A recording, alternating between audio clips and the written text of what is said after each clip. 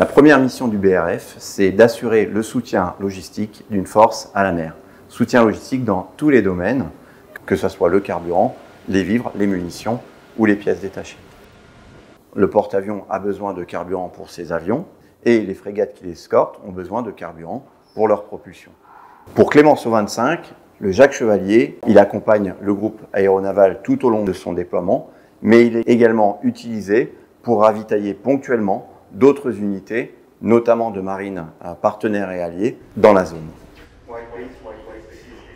Le BRF a été conçu pour embarquer, stocker et délivrer toutes les munitions utilisées par la Marine nationale.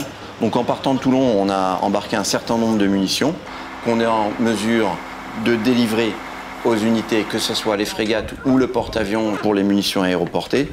Deuxième capacité sur laquelle je souhaitais revenir, c'est la capacité qu'on appelle bâtiment-atelier du BRF, qui va recouvrir deux éléments. Le premier, c'est notre capacité à stocker des pièces détachées au profit de l'ensemble des unités. Et puis, ça va être la capacité de réparation, pour lequel nous avons embarqué une équipe spécialisée d'ouvriers du service logistique de la Marine.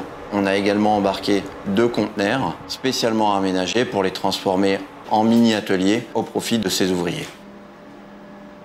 Un BRF, ça peut faire la même chose que la génération précédente, mais en 2 ou 3 fois plus important.